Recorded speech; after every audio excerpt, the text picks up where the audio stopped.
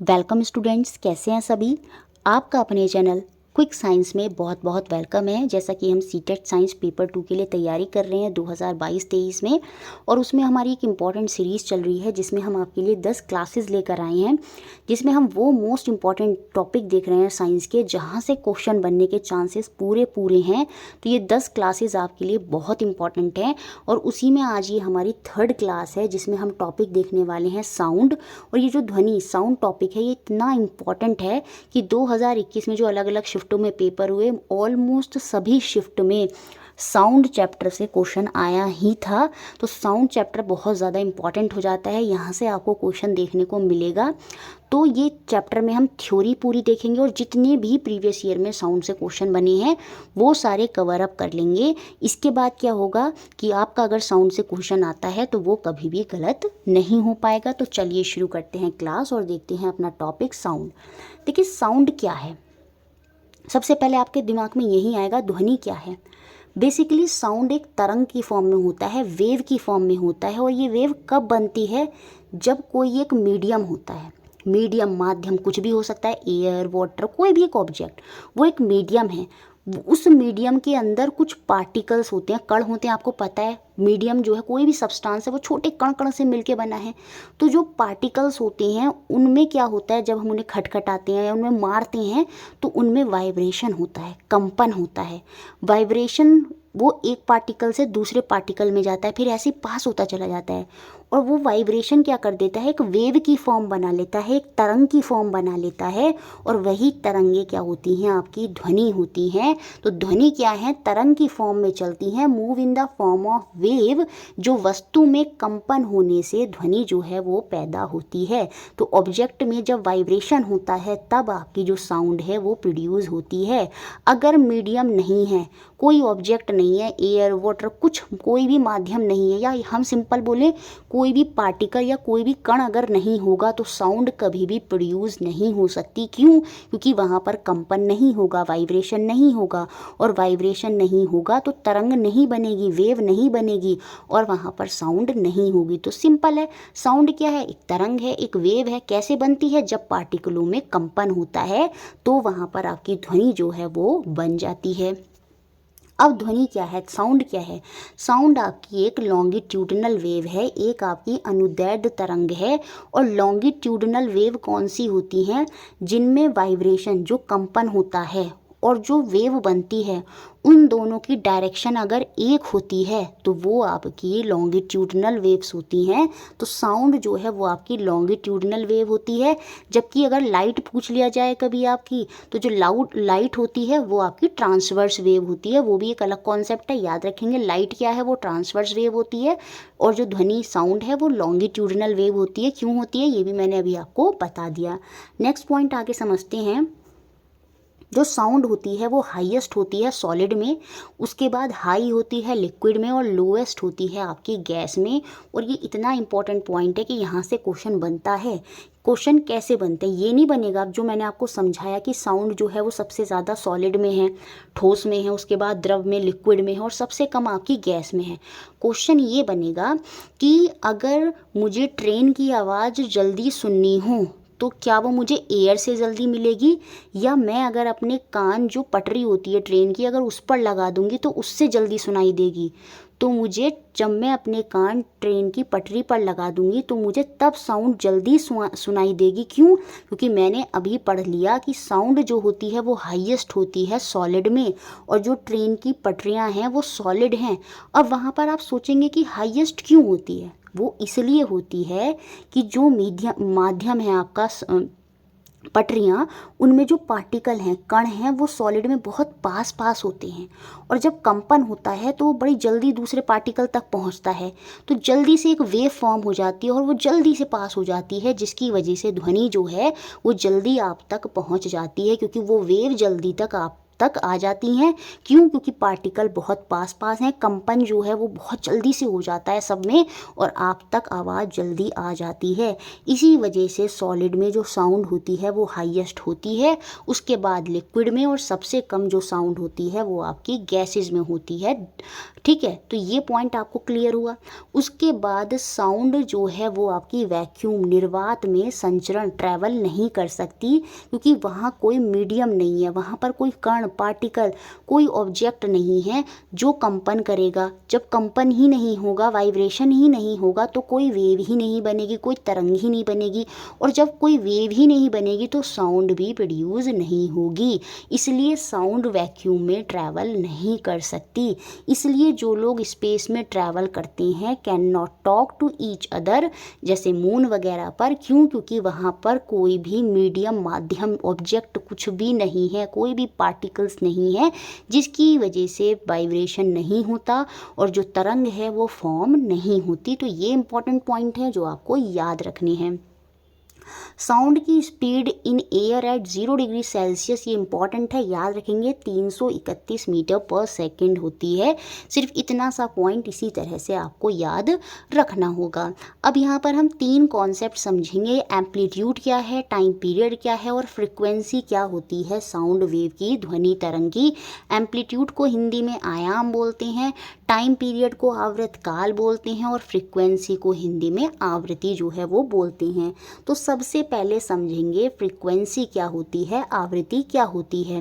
ये जो मैंने आपको वाइब्रेशन बोला था, कंपन बोला था, ये कितने कंपन होते हैं, वाइब्रेशन होते हैं 1 सेकंड में, वही आपका फ्रीक्वेंसी होता है। नंबर ऑफ वाइब्रेशन पर सेकंड, माध्यम का कंपन करता हुआ कोई कण 1 सेकंड में जितने कंपन करता है, कोई भी कण 1 सेकंड में जितने वाइब्रेशन करेगा, जैसे कणों में तो वाइब्रेशन होता है, तो वो एक कण 1 सेकंड में जितने वाइब्रेशन करता है, जितने कंपन करता है, वही आपकी आवृत्ति होती है, फ्रीक्वेंसी होती है। और इसका एसआई यूनिट जो होता है वो आपका हर्ट्ज होता है, जिसे हम किससे रिप्रेजेंट करते हैं, याद रखेंगे HZ हर्ट्ज से। उसके बाद टाइम पीरियड क्या होता है, जो टाइम लगता है टू कंप्लीट 1 ऑसिलेशन, पूरा माध्यम का कंपन करता हुआ कोई कण एक पूरा कंपन करने में जितना समय लेता है वो उसका टाइम पीरियड होता है, आवर्तकाल होता है। तो कंपन पूरा करने में जितना समय लगा वो आवर्तकाल, और 1 सेकंड में जितने कंपन हो रहे हैं, वाइब्रेशन हो रही हैं, वो फ्रीक्वेंसी होता है। समझ में आया। फिर तीसरा कॉन्सेप्ट आता है आयाम, एम्पलीट्यूड। ये देखिए, जब वाइब्रेशन कंपन कर रहा है तो वो कितनी ऊंचाई तक जा रहा है और कितनी निचाई तक आ रहा है, तो वो ऊंचाई ही और वो निचाई ही आपका क्या है, वो आयाम है, एम्पलीट्यूड है। Amplitude can be defined as the maximum height reach by the top और crest of the sound wave. माध्यम का कोई कण अपनी सामान्य अवस्था में दोनों ओर जितना अधिक विस्थापित होता है, उस दूरी को ही हम आयाम कहते हैं। जब एक कण, एक पार्टिकल वाइब्रेशन कर रहा है, कंपन कर रहा है, तो वो कितनी ऊंचाई तक जाएगा और कितनी नीचाई तक आएगा, तो वो ऊंचाई तक की दूरी और नीचाई तक की जो दूरी होती है वही आपकी क्या होती है, आयाम होती है, एम्पलीट्यूड होती है। और मुझे लगता है अभी आपको अच्छे से क्लियर हो गए होंगे तीनों कॉन्सेप्ट, फ्रीक्वेंसी क्या है, टाइम पीरियड क्या है और आपका एम्पलीट्यूड क्या है। उसके बाद नेक्स्ट कॉन्सेप्ट की तरफ चलते हैं। जो साउंड की लाउडनेस होती है, प्रबलता होती है, वो डिपेंड करती है किस पर, एम्पलीट्यूड पर। और ये क्वेश्चन बहुत बार बना है, बहुत इंपॉर्टेंट है कि जो लाउडनेस होती है साउंड की वो डिपेंड करती है एम्पलीट्यूड ऑफ वाइब्रेशन। तो जो कंपन का कितनी ऊंचाई और कितनी नीचाई गई वही डिफाइन करती है साउंड की प्रबलता, साउंड की लाउडनेस। तो साउंड की लाउडनेस डिपेंड करती है एम्पलीट्यूड पर। जितना ज़्यादा एम्पलीट्यूड होता है उतनी ही लाउड साउंड होती है। रट लीजिएगा दिमाग में, जितना ज़्यादा एम्पलीट्यूड मतलब आयाम, जितना ज़्यादा आयाम होगा ध्वनि की प्रबलता, ध्वनि की जो लाउडनेस है वो उतनी ही ज़्यादा होगी। अब इनके बीच एक रिलेशन होता है कि लाउडनेस जो होती है वो डायरेक्टली प्रोपोर्शनल होती है एम्पलीट्यूड के स्क्वायर के। अगर मैंने एम्पलीट्यूड दैट इज़ आयाम अगर मैं उसको दुगना कर दूं, मतलब 2 कर दूं, तो जो लाउडनेस है वो 2 का स्क्वायर हो जाएगी, मतलब 4 गुनी हो जाएगी। इम्पॉर्टेंट रिलेशन है, याद रखिएगा कि लाउडनेस डायरेक्टली प्रोपोर्शनल होती है एम्पलीट्यूड आयाम के स्क्वायर के। अगर आयाम 1 है तो लाउडनेस भी 1 होगी, लेकिन अगर एम्पलीट्यूड 2 हो गया तो लाउडनेस जो है, क्योंकि स्क्वायर लगा हुआ है और 1 का स्क्वायर तो 1 ही है, तो अगर एम्पलीट्यूड 1 है तो लाउडनेस भी 1 है। लेकिन अगर एम्पलीट्यूड को मैंने 2 कर दिया तो जो लाउडनेस है वो 2 के स्क्वायर से बढ़ेगी, मतलब जो लाउडनेस है वो 4 गुना हो जाएगी।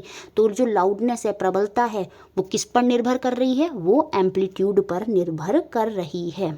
अब देखिए, लाउडनेस की बात हो गई, प्रबलता की बात हो गई। अब हम बात करेंगे साउंड जो आपकी बारीक होती है या भारी होती है, मोटी, वो क्या होती है। देखिए, the properties of sound like sharp की जो ध्वनि है वो कितनी तीक्ष्ण है, कितनी महीन है। जैसे कोयल की आवाज़ है वो बहुत ही फाइन होती है, बहुत ही शार्प होती है। जैसे छोटे बच्चे हैं उनकी आवाज़ जो होती है ना बहुत ही शार्प होती है, फाइन होती है, एकदम कानों में चुभती है। तो वो जो साउंड की प्रॉपर्टी है, जैसे वो फाइन होती है, या आपने देखा होगा थिक हैवी, जो लायन होता है वो दहाड़ता है, उसकी आवाज़ जो होती है ना भारी होती है, मोटी होती है। जैसे लड़कों की आवाज़ है वो थोड़ी भारी होती है, मोटी होती है। वो जो आवाज़ मोटी और पतली है वो क्या कहलाती है? वो हमारी पिच कहलाती है साउंड की। उसे हम हिंदी में तारत्व बोलते हैं। वो ध्वनि का क्या होता है? तारत्व होता है, पिच ऑफ द साउंड होता है। और ये किस पर डिपेंड करता है? जैसे लाउडनेस आपकी एम्पलीट्यूड पर डिपेंड कर रही थी, तो ये जो पिच होती है, ये जो तारत्व होती है कि साउंड कितनी महीन है या कितनी भारी है, वो डिपेंड करता है फ्रिक्वेंसी ऑफ वाइब्रेशन। जितना ज़्यादा हायर होगी फ्रिक्वेंसी ऑफ वाइब्रेशन उतना ही हाई पिच होगा। याद रखेंगे, जो पिच है वो फ्रिक्वेंसी पर डिपेंड करती है, और जो लाउडनेस होती है वो एम्पलीट्यूड पर डिपेंड करती है, आयाम पर डिपेंड करती है। और जो पिच है, जो तारत्व है, वो आपकी आवृत्ति फ्रिक्वेंसी पर डिपेंड करता है। जितना ज़्यादा फ्रिक्वेंसी होगी वाइब्रेशन की, जैसे वाइब्रेशन फ्रिक्वेंसी क्या होती है बताया था मैंने कि कितने नंबर ऑफ कंपन हो रहे हैं एक सेकंड में एक वाइब्रेशन द्वारा। तो जितनी ज़्यादा फ्रिक्वेंसी होगी उतनी ही हाई पिच होती है, उतना ही हाई तारत्व होता है। तो याद रखेंगे, वो पिच जो है डायरेक्ट डिपेंड कर रही है फ्रिक्वेंसी पर। जितनी ज़्यादा फ्रिक्वेंसी उतनी ही ज़्यादा पिच होगी। ये इंपॉर्टेंट पॉइंट हैं दोनों जो आपको बेसिकली याद रखने हैं।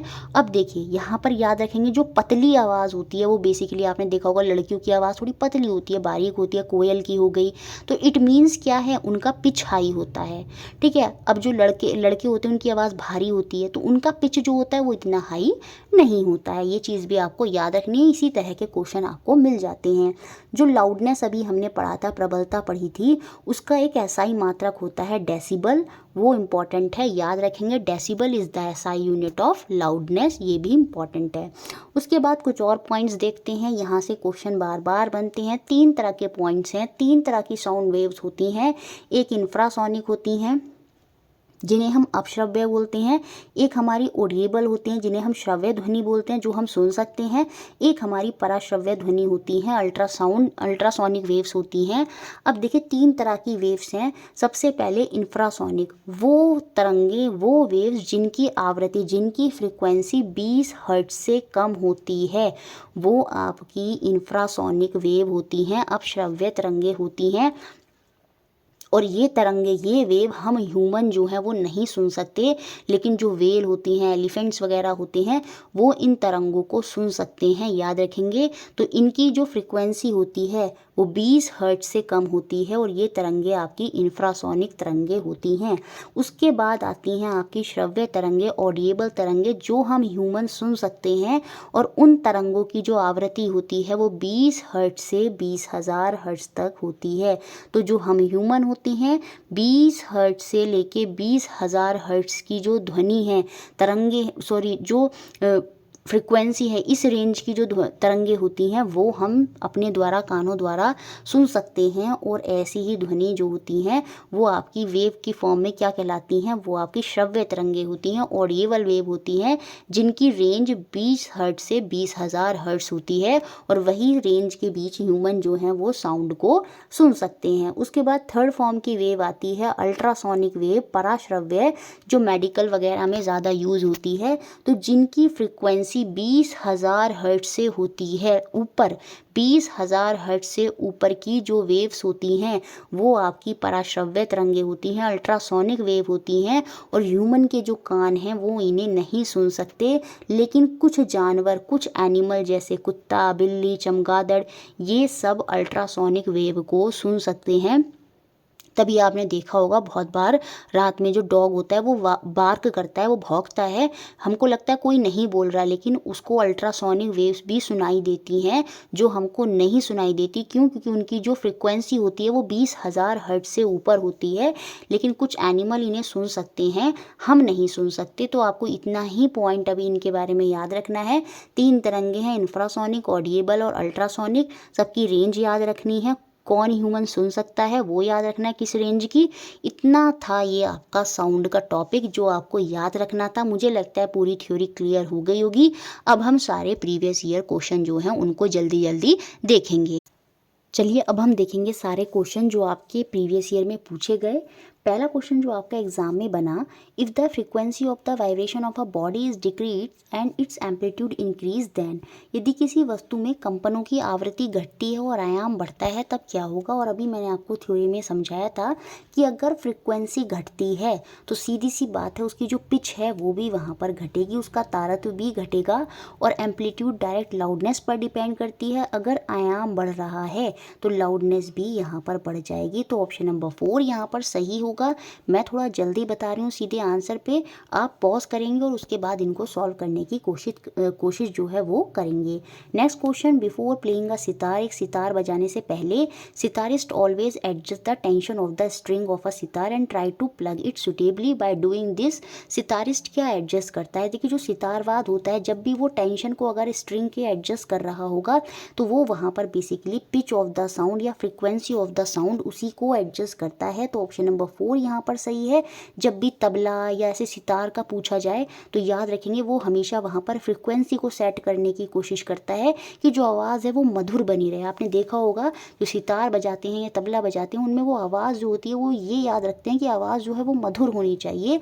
तो सितार बजाने से पहले वो उसके टेंशन ऑफ स्ट्रिंग एडजस्ट कर रहा है ताकि जो पिच है वो वहाँ पर वो एडजस्ट हो जाए। तो ऑप्शन नंबर 4 यहाँ पर सही है। थर्ड क्वेश्चन देखिए, अल्ट्रासाउंड इक्विपमेंट जो मेडिकल पर्पस वगैरह में यूज़ होते हैं तो इनकी फ्रिक्वेंसी कितनी होती है? तो वो मैंने आपको थ्योरी में बताया था 20,000 हर्ट्ज से अबव होती है। तो ऑप्शन नंबर 4 यहाँ पर सही है। देखिए जो क्वेश्चन बना ये मोस्ट इंपॉर्टेंट क्वेश्चन है, न्यूमेरिक क्वेश्चन है और ये इस बार भी बन सकता है।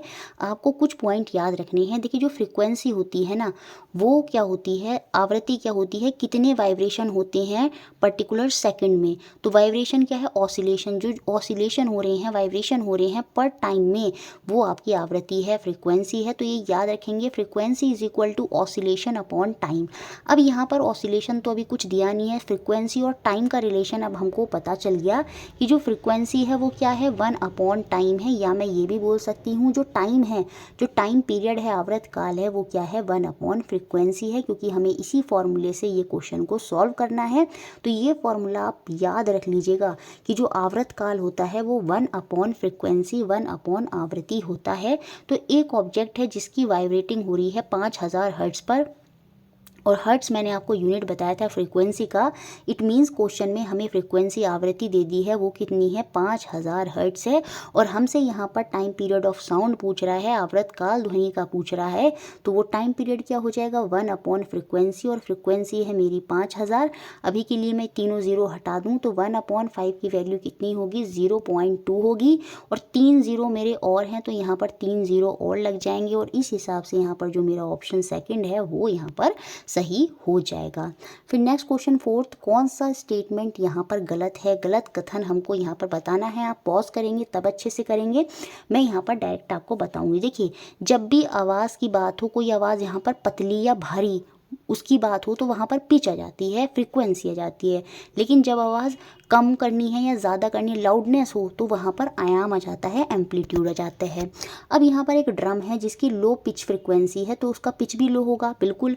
एक ढोल है, निम्न आवृत्ति का कंपन कर रहा है, इसलिए उसका तारत्व भी कम होगा, बिल्कुल ये बात सही होगी कि अगर फ्रिक्वेंसी कम है तो तारत्व भी कम है।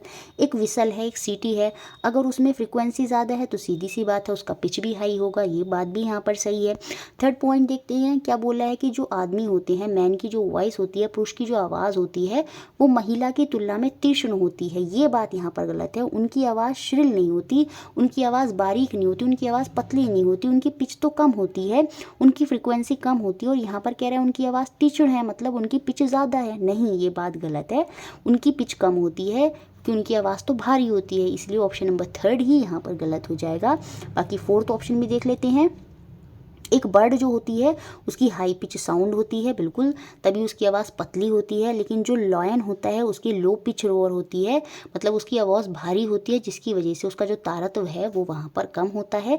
ये बात फर्स्ट, सेकंड और फोर्थ पॉइंट की सही है, लेकिन थर्ड पॉइंट की गलत है, और यही हमारा आंसर हो जाएगा। नेक्स्ट क्वेश्चन देखिए, ये क्वेश्चन थोड़ा सा अलग है, लेकिन इसको भी इसी में इंक्लूड कर दिया है क्योंकि टाइम और फ्रिक्वेंसी का मैंने रिलेशन आपको अच्छे से समझा दिया था। तो इस क्वेश्चन को भी ध्यान से याद रखेंगे। एक पेंडुलम जो है वो ऑसिलेट कर रहा है 30 बार 3 सेकंड में, तो कौन सा कथन यहाँ पर सही होगा ये हमको बताना है। तो टाइम फ्रीक्वेंसी मैंने अभी आपको बताया था, आवृत्ति क्या होती है, ऑसिलेशन अपॉन टाइम, मतलब दोलन बटे समय। तो यहाँ पर हमको बता दिया है कि एक जो पेंडुलम है वो 30 दोलन कर रहा है 3 सेकंड में, तो फ्रीक्वेंसी यहाँ पर क्या हो जाएगी वो भी मैंने बताई थी, ऑसिलेशन अपॉन टाइम, दोलन बटे समय। ऑसिलेशन हो रहे हैं 30 और टाइम लग रहा है 3 सेकेंड, तो फ्रीक्वेंसी हो गई मेरी यहाँ पर 10 हर्ट्स, और 10 हर्ट्स मुझको सिर्फ सेकंड ऑप्शन में दिख रही है, तो यही मेरा आंसर हो जाएगा। अब यहाँ से टाइम पीरियड भी पूछा था, तो टाइम पीरियड तो आपको पता है, मैंने अभी बताया था 1 अपॉन फ्रीक्वेंसी होता है, तो 1 अपॉन फ्रीक्वेंसी मतलब 1 अपॉन 10, और वो हो जाएगा आपका 0.1 सेकेंड। तो ऑप्शन नंबर सेकेंड जो है वो यहाँ पर हमारा आंसर हो जाएगा। तो अब समझ में आया फ्रीक्वेंसी और टाइम पीरियड का भी रिलेशन क्या होता है, और फ्रीक्वेंसी दोलन बटे समय होती है। ये दोनों पॉइंट आप अच्छे से याद रखेंगे, दोनों फॉर्मूले से क्वेश्चन आपको देखने को एग्जाम में मिलेंगे। अब हम वो क्वेश्चन देखते हैं जो अभी 2021 में अलग अलग शिफ्टों में पूछे गए थे। 20 दिसंबर 2021 में क्वेश्चन बना, कुछ स्टेटमेंट, असर्शन और रीज़न दिया, और हमें यहाँ पर करेक्ट ऑप्शन जो सही विकल्प है उसका यहाँ पर चयन करना है। असर्शन, अभिकथन हमको यहाँ पर दिया गया, जो स्पीड ऑफ साउंड है वो ज़्यादा होती है हॉट समर डे में than the cold winter day, बिल्कुल, सर्दी के एक ठंडे दिन की अपेक्षा ग्रीष्म ऋतु में गर्म दिन में ध्वनि की चाल अधिक होती है। ऐसा क्यों होता है मैं आपको समझा देती हूँ, अभी हमने पीछे इसको नहीं समझा। देखिए, जो साउंड होती है ना वो डायरेक्टली डिपेंड करती है, डायरेक्टली प्रोपोर्शनल होती है अंडर रूट टाइम के, सॉरी टेम्परेचर के। जैसे जैसे टेम्परेचर बढ़ाते हैं तो जो पार्टिकल्स होते हैं, जो मॉलिक्यूल हैं, पार्टिकल हैं, वो वाइब्रेशन जल्दी जल्दी करते हैं। टेम्परेचर हाई होने की वजह से उनमें वाइब्रेशन बहुत जल्दी जल्दी होता है, और जब वाइब्रेशन जल्दी होगा तो वेव एकदम से प्रोड्यूस होती है और वो अगले पार्टिकल तक जाती है, और ऐसे ही वो जल्दी से आगे बढ़ती चली जाती है। इसी वजह से जो स्पीड ऑफ साउंड है वो ज़्यादा होती है हॉट समर डे में as compare to cold winter day. तो यहाँ पर हमारा अभिकथन जो असर्शन है वो बिल्कुल सही है। और रीज़न इसके पीछे क्या दिया कि density of hot air is less than the density of cold air. देखिए, ये पॉइंट सही है, लेकिन इसका स्पीड ऑफ साउंड से ये जो ऊपर वाला पॉइंट दिया इससे कोई कनेक्शन नहीं दिख रहा। ये बात तो सही है कि जो हॉट एयर होती है उसकी डेंसिटी कम होती है, क्योंकि टेम्परेचर आपने बढ़ाया तो जो डेंसिटी है वो कम हो गई, क्योंकि पार्टिकल हल्के हो गए, उसकी वजह से उनका घनत्व जो डेंसिटी है वो कम हो गई, और तो डेंसिटी जो है हॉट एयर की वो कम होती है as compare to the density of cold air. ये पॉइंट सही है, लेकिन हम ऊपर बात कर रहे थे speed of sound hot summer day में ज़्यादा होती है, वहाँ पर टेम्परेचर से उसका एक रिलेशन बताकर हम उसको बता रहे थे। अब यहाँ पर डेंसिटी का कॉन्सेप्ट आ गया, तो इसका इससे कोई रिलेशन नहीं है, बल्कि ये दोनों पॉइंट सही हैं। तो यहाँ पर आंसर हो जाएगा आपका option number option number second. A और आर दोनों सही तो हैं, लेकिन जो आर है वो ए की सही व्याख्यान नहीं कर रहा है, क्योंकि ये डेंसिटी का कॉन्सेप्ट है और यहाँ पर स्पीड ऑफ साउंड की बात हो रही है।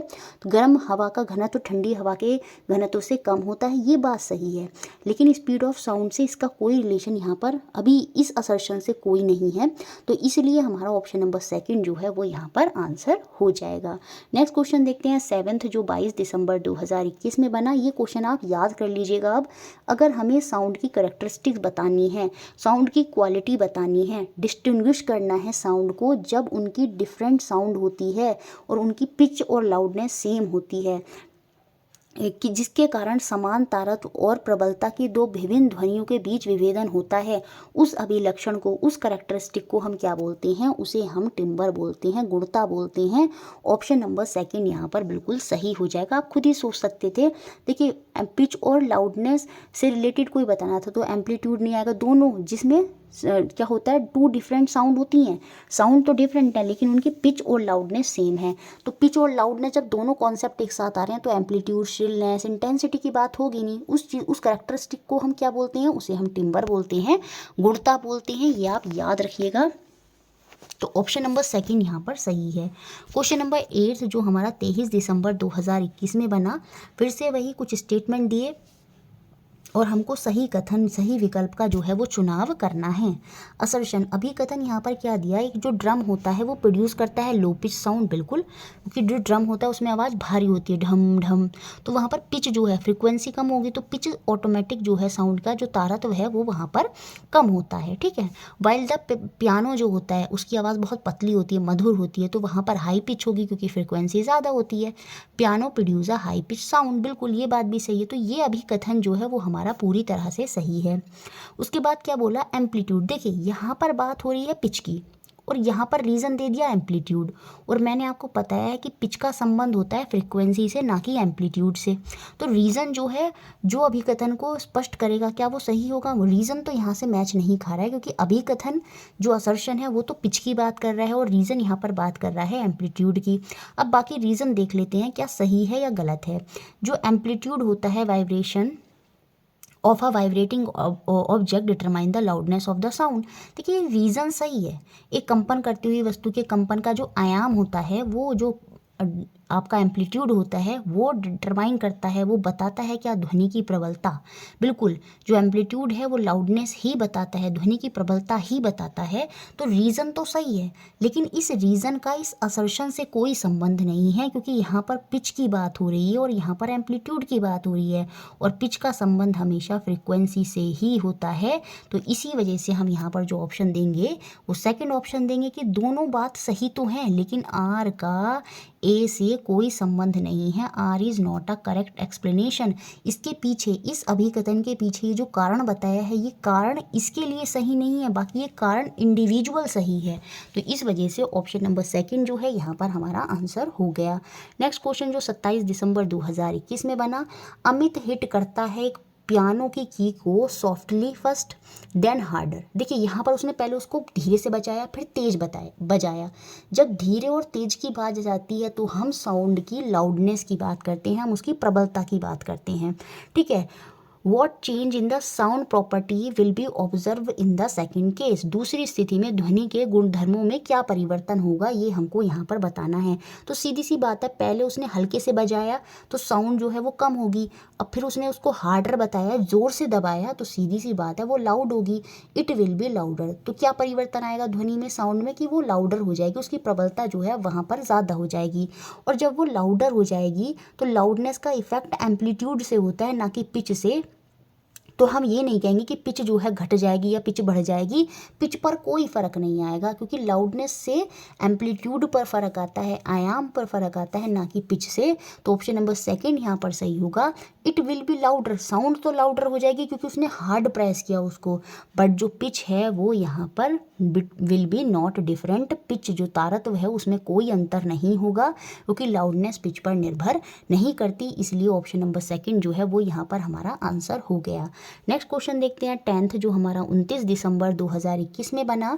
द रोर, जो शेर की दहाड़ होती है वो प्रबल होती है। अब देखिए फिर से प्रबलता, लाउडनेस की बात कर रहा है, तो जो रॉर होती है लायन की, उसका जो आयाम होता है, उसकी जो प्रबलता होती है वो आयाम की वजह से क्या होती है, वो हाई होती है, ठीक है। And the sound of bird is feeble, जो पक्षी होते हैं उनकी आवाज़ क्षीण होती है, पतली होती है, फीबल होती है, ठीक है। The appropriate reason behind this is, इसका उचित कारण क्या होगा कि जो फ्रिक्वेंसी है, अब देखिए यहाँ पर लाउडनेस की बात हो रही है और यहाँ पर कह रहा है कि फ्रिक्वेंसी जो है लायन की वो हाई होगी। अगर फ्रिक्वेंसी हाई होती, ठीक है, तो यहाँ पर as compare to the bird sound, देखिए बर्ड की आवाज़ फीबल होती है, मतलब पतली होती है, तो मतलब बर्ड की फ्रिक्वेंसी ज़्यादा होनी चाहिए ना। अब ये कह रहा है कि लायन की फ्रिक्वेंसी ज़्यादा है, नहीं, तो ये पॉइंट हो गया यहाँ पर गलत। फ्रिक्वेंसी जो है लायन के रॉर करने की, रॉर करने की, दहाड़ने की, और बर्ड की साउंड की दोनों सेम होंगी, नहीं, क्योंकि बर्ड की आवाज़ कैसी होती है, पतली, तो उसकी तो फ्रिक्वेंसी ज़्यादा होती है, पिच ज़्यादा होता है, और लायन का जो पिच होता है वो कम होता है, तो दोनों की फ्रिक्वेंसी सेम नहीं होगी। सेकंड पॉइंट भी गलत है। जो एम्पलीट्यूड है vibration of roar of lion, बार बार प्रोनाउंस गलत हो रहा है, is larger as compare to the bird sound, शेर की दहाड़ का जो आयाम है वो पक्षियों की ध्वनि के आयाम की तुलना में बड़ा होता है। ये बात यहाँ पर फिट हो रही है, क्योंकि इसी वजह से जो उसकी लाउडनेस है वो यहाँ पर बोला गया कि शेर की जो दहाड़ है वो प्रबल है, और लाउडनेस अगर उसकी ज़्यादा है, प्रबल है, तो वो एम्पलीट्यूड की वजह से ही होगी। एम्पलीट्यूड जो है vibration of roar of lion वो ज़्यादा है as compare to the bird sound, तो ऑप्शन नंबर थर्ड यहाँ पर सही होगा। बाकी फोर्थ ऑप्शन अगर मैं देख लेती हूँ, तो जो एम्पलीट्यूड है vibration of roar of lion is low, वो लो नहीं है। अगर लो होता तो यहाँ पर ये नहीं कहता कि जो शेर की दहाड़ है वो प्रबल है, वो लाउड है, वो तब ऐसे नहीं बोलता, तो ये बात भी यहाँ पर गलत हो गई। तो इसलिए जो हमारा आंसर होगा वो ऑप्शन नंबर 3 हो जाएगा। नेक्स्ट क्वेश्चन नंबर 11 जो हमारा 30 दिसंबर 2021 में बना, और ये प्रीवियस ईयर से रिपीट करा हुआ था, वो जो सितार वाला क्वेश्चन था। तो प्रीवियस ईयर बहुत इंपॉर्टेंट है। यहाँ पर स्टेटमेंट्स को, कथनों को पढ़ना है और सही विकल्प का जो करेक्ट ऑप्शन है उसका चयन करना है। असर्शन, जो अभिकथन हमको यहाँ पर दिया, tightening of membranes of tabla produce a sound of high pitch, उसके पीछे का रीज़न भी हमको, कारण भी बताया। Tightening of membranes change the frequency of vibration motion of tabla. अब देखिए जब भी पिच की बात हो रही है और फिर उसका कनेक्शन फ्रिक्वेंसी है तो वो दोनों ही पॉइंट यहाँ पर सही हो जाएंगे। और पीछे भी हमने देखा था जब सितारवाद उसको एडजस्ट कर रहा था तो बेसिकली वहाँ पर वो उसकी पिच को एडजस्ट करता है। वो यहाँ पर ये चीज़ करने की कोशिश करता है कि झिल्ली को वो कसता है इसलिए ताकि जो तबला है उसकी जो कंपन गति है, उसकी जो आवृत्ति है वो बदल जाए, और ताकि जो सुर हैं वो उसके ऊंचे लगें, हाई पिच की साउंड हो वहाँ पर। तो यहाँ पर जो असर्शन है, रीज़न है, दोनों यहाँ पर सही हो जाएंगे और सही व्याख्यान भी वो कर रहे हैं। तो ऑप्शन नंबर 1 जो है वो यहाँ पर बिल्कुल सही हो जाएगा। नेक्स्ट क्वेश्चन 12 जो हमारा 31 दिसंबर 2021 में बना, यहाँ पर फिर से हमें स्टेटमेंट्स, कथन दिए हैं, उनको पढ़ना है और सही रेस्पॉन्स, जो सही विकल्प है उसका यहाँ पर चयन करना है। असर्शन, अभिकथन क्या दिया, साउंड ट्रैवल करती है faster in water than in air. बिल्कुल हमने पढ़ा था, साउंड सबसे ज़्यादा सॉलिड में, फिर लिक्विड में, फिर एयर में। तो यही बोल रहा है कि जल की अपेक्षा वायु में ध्वनि अधिक तेजी से गति करती है। अब देखिए यहाँ पर अभिकथन गलत लिख दिया, जल की अपेक्षा वायु में ध्वनि अधिक तेजी से गलत करती है, नहीं, वायु की अपेक्षा जल में ध्वनि अधिक तेजी से गति करती है। इस तरह की गड़बड़ बहुत करी गई है सीटेट में। तो अगर इंग्लिश में देखें, अगर मैं उसी को हिंदी में मान लेती हूँ फिलहाल के लिए, तो यहाँ पर हमारा असर्शन सही हो जाएगा। जो साउंड है वो पानी में ज़्यादा ट्रैवल करेगी एज़ कम्पेयर टू एयर। उसके पीछे का रीज़न यहाँ पर बताया कि जो रिजिडिटी होती है माध्यम की, मीडियम की, वो साउंड के इम्पैक्ट करती है, स्पीड ऑफ साउंड को, ध्वनि की चाल को प्रभावित करती है। बिल्कुल देखिए जो रिजिडिटी होती है वो सॉलिड में ज़्यादा होती है, सॉलिड एकदम रिजिड होते हैं, वो हिलते, मतलब वो टूटते नहीं है, वो तो सॉलिड है, एकदम ठोस है। उसके बाद लिक्विड की बात करें, उनमें रिजिडिटी बहुत कम होती है और गैस में तो बिल्कुल ही नहीं होती। तो रिजिडिटी घटती जा रही है और उसी की वजह से जो साउंड है वो ट्रैवल करती है फास्टर। क्योंकि रिजिडिटी घटती चली जाती है तो साउंड की जो स्पीड है वो भी घटती चली जाती है।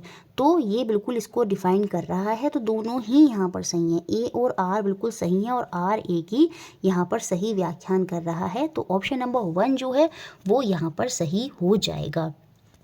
नेक्स्ट क्वेश्चन देखते हैं 13 जो 1 जनवरी 2022 में बना था। यहाँ पर हमें कुछ स्टेटमेंट दिए हैं और उन्हीं के आधार पर हमें जो करेक्ट ऑप्शन है, जो सही विकल्प है, उसका यहाँ पर चयन करना है। अब असर्शन, जो अभिकथन है वो हमको क्या दिया है, हम हियर करते हैं loud sound when a table is hit hard than we hit it softly. बिल्कुल एक मेज पर हल्के से आघात करने पर जो ध्वनि है उसकी जो प्रबलता है वो वहाँ पर कम होती है, लेकिन जब हम उसे ज़ोर से मारते हैं, ज़ोर से आघात करते हैं हैं तो प्रबलता ज़्यादा होती है, तो अभिकथन तो हमारा बिल्कुल सही है। अब उसके पीछे 2 कारण दिए हैं। देखिए, जब भी लाउडनेस की बात होती है तो कभी भी फ्रिक्वेंसी नहीं आती, आवृत्ति जो है वो नहीं आती। Loud sound has more frequency. देखिए, लाउडनेस में एम्पलीट्यूड आता है ना कि फ्रिक्वेंसी, तो R2 तो हमारा गलत है। अब हमारा R2 गलत है तो ये ऑप्शन हो गया बाहर। ठीक है, यहाँ पर भी R2 जो है वो सही बोल रहा है, तो ये ऑप्शन भी बाहर, क्योंकि हमें साफ दिख रहा है R2 तो हमारा गलत है। अब जब R2 गलत है तो कोई तो यहाँ पर रीज़न सही होना चाहिए। तो देखिए, यहाँ पर इस वाले ऑप्शन में भी कह रहा है R1 R2 दोनों करेक्ट, ये भी गलत हो गया। तो सीधे हम देखिए अपने आंसर पर आ गए। इतना सा पढ़ने से ही हम अपने आंसर पर आ गए, ऑप्शन नंबर 3, कि खाली R1 ही सही होगा और करेक्ट व्याख्यान भी कर रहा होगा एक ही, क्योंकि R2 तो गलत हो गया, क्योंकि 3 ऑप्शन में R2 सही बोल रहा है और ये हमको पता है कि सही नहीं है। तो इसी वजह से हमारा ऑप्शन नंबर 3 सही हो गया। बाकी हम देख भी लेते हैं कि जो लाउड साउंड होती हैं वो लार्जर डिस्टेंस ट्रैवल करती हैं as associate with the higher energy. प्रबल ध्वनि अधिक दूरी तय कर सकती हैं क्योंकि वह अधिक ऊर्जा से संबंधित होती हैं। बिल्कुल, आपने देखा होगा, अगर आप तेज से बोलेंगे तो दूसरे कमरे में भी आवाज़ चली जाती है, तो वो अधिक दूरी तय करती हैं क्योंकि उनमें अधिक ऊर्जा होती है। और यही चीज़ यहाँ पर भी कह रहा है कि लाउड साउंड जो होती है वो ज़्यादा हिट, जब हम उसको तेज़ी से मारते हैं वो ज़्यादा सुनाई देगी और ज़्यादा दूर तक सुनाई देगी। तो यहाँ पर जो R1 है वो जो असर्शन ए है उसको सही से एक्सप्लेन कर रहा है। तो only R1 is true and correct explanation for a. तो ऑप्शन नंबर 3 हो गया यहाँ पर सही। बाकी कोई ऑप्शन तो वैसे भी मैच कर ही नहीं रहे थे उससे। 3 जनवरी 2022 में जो हमारा क्वेश्चन बना, यहाँ पर फिर से हमें स्टेटमेंट दी जिनको हमें केयरफुली पढ़ना था और सही विकल्प का जो है वो करेक्ट ऑप्शन का चयन करना था। असर्शन क्या दिया? Ultrasound is inaudible to human. पराश्रव्य ध्वनि मनुष्य के लिए अश्रव्य है। बिल्कुल, जो अल्ट्रासाउंड होती है उनकी फ्रिक्वेंसी रेंज 20,000 हर्ट्ज से ऊपर होती है और वो मनुष्य नहीं सुन सकते। तो ये जो असर्शन अभिकथन है वो सही है। द ह्यूमन ईयर जो होती है उनकी जो रेंज होती है हियरिंग की वो 20 हर्ट्ज से 20,000 हर्ट्ज ही होती है और इसी वजह से वो अल्ट्रासाउंड जो होते हैं उनको नहीं सुन पाते क्योंकि उनकी जो रेंज होती है वो 20,000 हर्ट्ज से ऊपर होती है। तो बोथ ए और आर बिल्कुल सही हैं और आर ए की सही व्याख्यान भी कर रहा है। क्यों? रीज़न भी दे दिया कि जो अल्ट्रासाउंड है वो हम इसलिए नहीं सुन पाते, क्यों? क्योंकि जो ह्यूमन ईयर होते हैं वो खाली 20 से 20,000 हर्ट्ज तक की फ्रिक्वेंसी जो आवृत्ति है उसी का श्रवण जो है वो कर सकते हैं। तो ऑप्शन नंबर 1 यहाँ पर सही हो जाएगा। नेक्स्ट क्वेश्चन 15 जो 4 जनवरी 2022 में बना, बहुत ईजी क्वेश्चन था। Sound wave will not be able to travel through which of the following. निम्न में से किस में ध्वनि तरंगे गति नहीं कर पाएंगे? तो आपको पता है वैक्यूम, क्योंकि वहाँ पर कोई माध्यम नहीं है, पार्टिकल नहीं है, कण नहीं है, तो निर्वात यहाँ पर आपका आंसर हो जाएगा।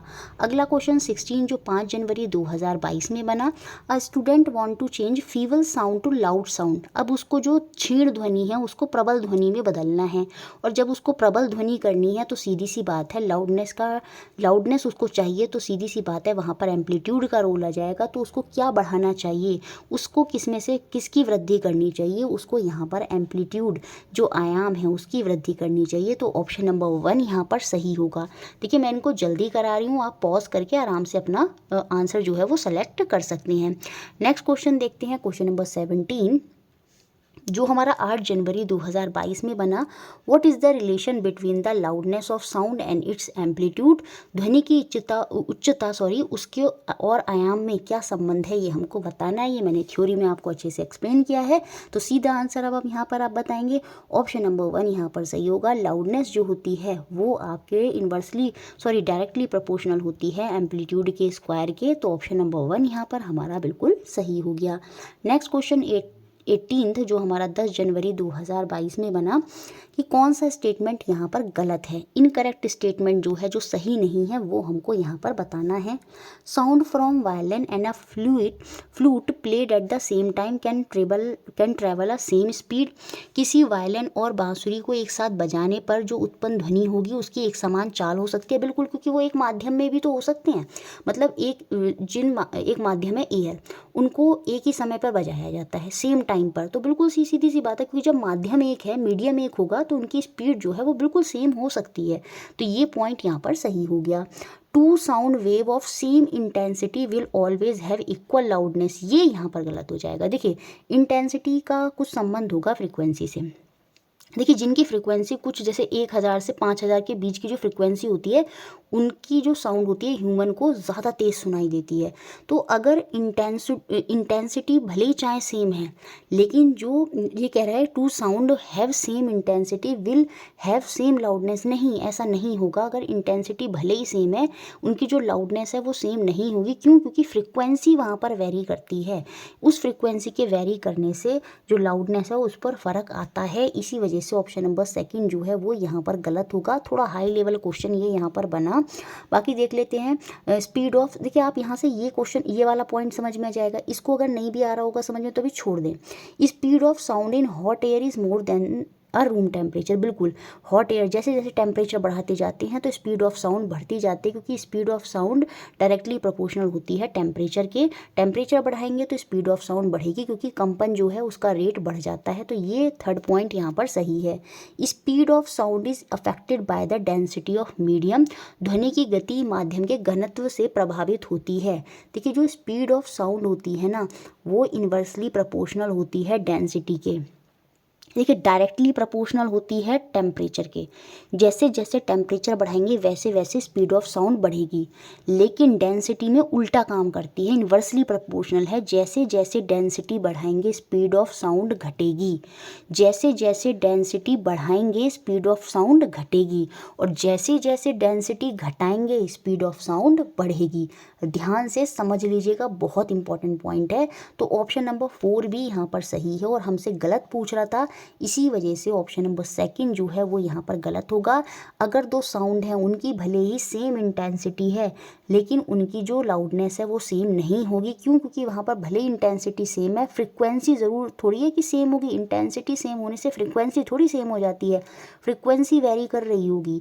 और हमको पता है जब फ्रिक्वेंसी वेरी कर रही है तो कुछ पर्टिकुलर फ्रिक्वेंसी में ह्यूमन को ज़्यादा साउंड लाउड लगती है और कुछ में कम लगती है। तो इस वजह से हम ये कहेंगे कि जो लाउडनेस है, जो प्रबलता है, वो सेम नहीं होगी, क्योंकि फ्रिक्वेंसी वेरी कर रही है। तो इसी वजह से ऑप्शन नंबर सेकंड जो है वो यहाँ पर गलत हो जाएगा। नेक्स्ट क्वेश्चन जो हमारा 19th क्वेश्चन है, जो 11 जनवरी 2022 में बना था, कि कौन सा स्टेटमेंट सही है रिगार्डिंग साउंड वेव, ये हमको यहाँ पर बताना है। ध्वनि तरंगों के संदर्भ में कौन सा कथन सही है। Sound wave travel faster in gases, यही यहाँ पर तो गलत है भैया, बिल्कुल गलत है। ये तो सॉलिड में सबसे फास्टर होती हैं, और ये तो गलत कथन हो गया। सही कथन बताना है। Human being can hear sound whose frequencies 15,000 hertz, बिल्कुल ये सही हो जाएगा। मानव वह ध्वनि सुन सकते हैं जिनकी आवृत्ति 15,000 हर्ट्ज है, क्योंकि आपको पता है मानव 20 से 20,000 हर्ट्ज तक के बीच की फ्रिक्वेंसी सुन सकता है, और 15,000 इसी के बीच में आता है।